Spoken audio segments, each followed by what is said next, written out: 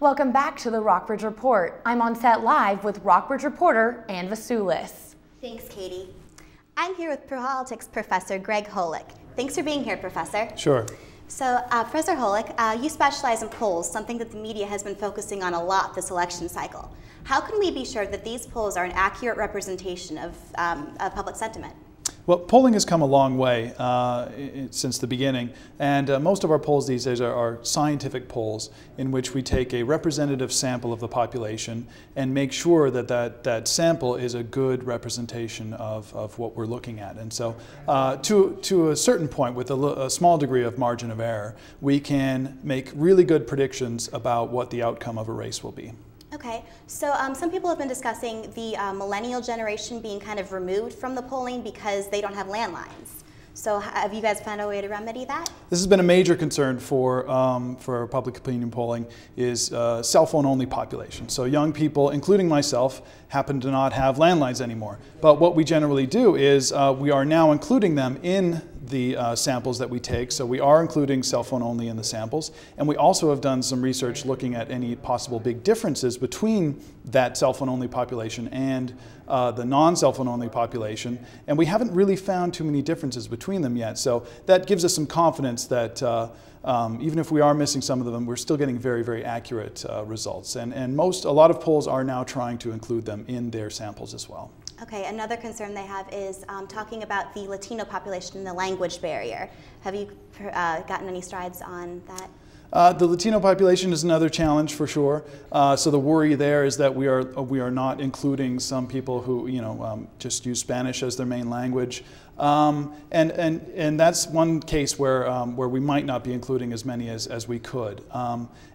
So we are trying to have the possibility of interviewers being able to interview in Spanish as well as English, but there are some holes on that one still. So sometimes we may get that certain portion of the Latino population being underrepresented. We always make sure that we have the accurate amount of overall Latinos in the population represented, but that kind of Latino that maybe doesn't speak English as well, we may be underrepresenting them somewhat, yeah.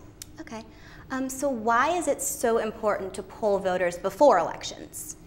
Well, it's incredibly important so that we can give the public some information about where a candidate is running. And we don't only just poll about who is ahead of whom, we also poll about the candidate's positions on the issues and how other citizens feel about that. We poll citizens on what they think are the most important issues. So polling provides a lot of information for the public, and then also provides a lot of information for the candidates themselves. The candidates are very interested in knowing what the public wants and what public attitudes are, and they often craft their messages or their policy stances based on that. So it's part of the big process of the government and the public being responsive to each other. Okay, is there any kind of concern that the amount of the polling numbers could keep people from going to the polls? For instance, if a person who would normally vote Republican sees that the Democrats are ahead, would that deter them from voting? Is that a concern? Sure. There's some concern about these things where if one particular candidate seems to be very much ahead, that you might get a bandwagon effect for that candidate. So that really motivates and gives great enthusiasm to that candidate. And then reverse to that is that if a candidate is perhaps behind in the polls, then often people will say, well, they have no chance, so that will deflate turnout. There are some of those effects that go on, but they can also reverse too. So if a candidate happens to be behind in the polls, that may actually rejuvenate the base to try even harder to get that candidate even closer, and vice versa. So we really can't predict very well what kind of an effect polling is going to have on turnout, but we do know that it does have an effect. Okay. So you were talking a little bit earlier about how you poll candidates' platforms and profiles. The media tends not to focus on those so much. They focus on the horse race aspect. And it seems to get worse every year. Do you have any insight as to why that is and why they don't focus more on the platforms? Well, issues are more difficult. And that's basically why the media focuses so much on the horse race. So for the media, it's very, very easy, very simple, and very easily quantifiable to simply say, this candidate has this percentage support and candidate B has this percentage support, and therefore that candidate's ahead of the other, and then just go on to speculate about the reasons why one candidate might be trailing and one candidate might be ahead. So for the media, it's something that's very concrete that they can concentrate on, and it's really nice for them to just really focus on politics as who's winning. But in my opinion, that's somewhat of a disservice to the public, because there is a lot of great public opinion polling out there that focuses more on the issues and more on the candidate platforms and what the public wants. And so it's not for lack of data, it's just that for the media, it's much easier for them to report on the horse race, and it's more exciting for them to report on the horse race because it's about winning. So why don't they use those polls to speculate? Sometimes they do. Sometimes they do. But even when they do, it tends to be very simple.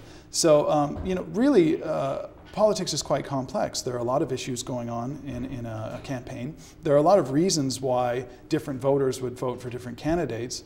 So it's up to the media to reflect that complexity, but for them, it's often easier for them to just focus on some more of the concrete things, and therefore they shy away from using that concrete data in polling and try to, there's just been a rise in punditry and partisanship in the media too, and that's part of the reason why a pundit will often quote some public opinion polls, but they would much rather just generally talk about their opinion, their own individual opinion about why a candidate might be ahead or not.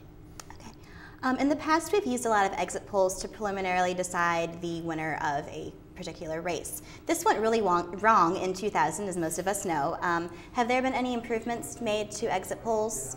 Sure, there have been, and it's not a perfect science, because there's that pressure on the media companies to be the first to call the race. And so exit polling differs from regular polling, and that regular polling is there's no time pressure.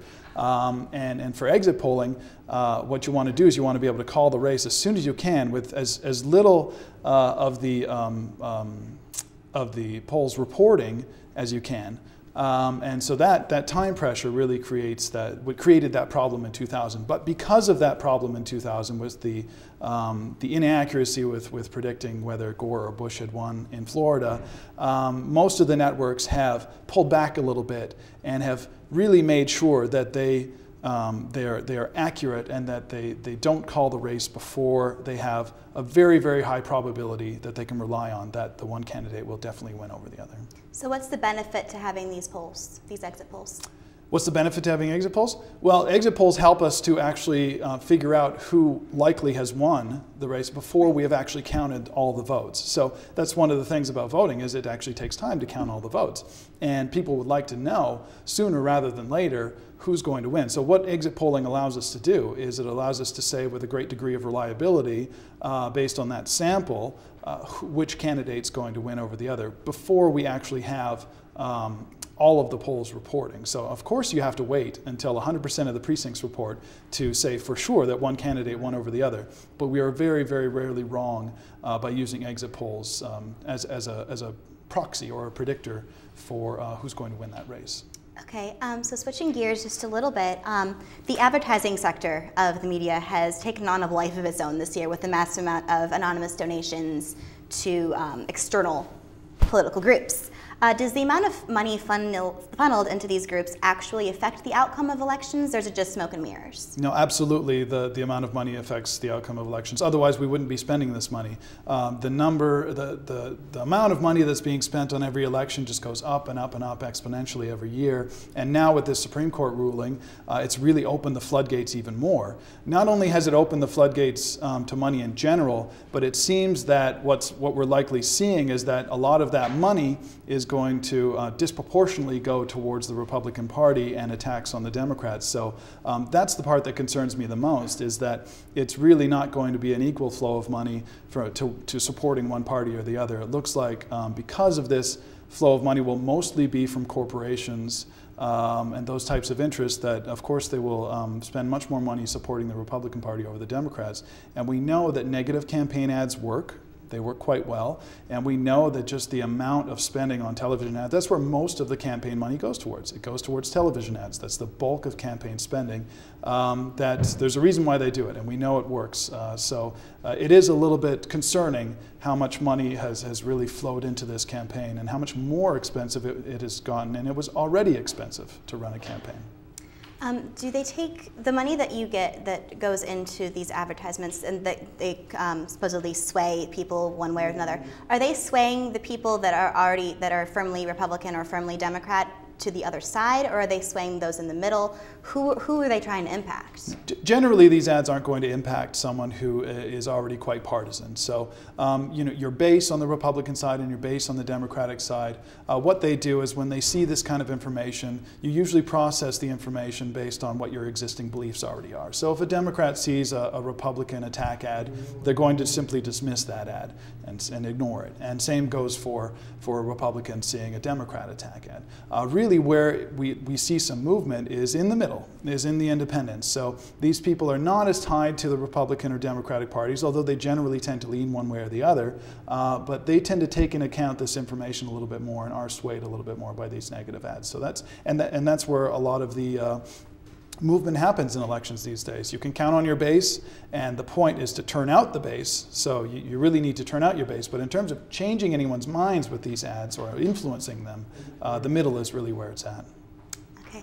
Well, thank you very much, Professor, for joining us. My pleasure. For the Rockbridge Report, I'm Ann Vesoulis.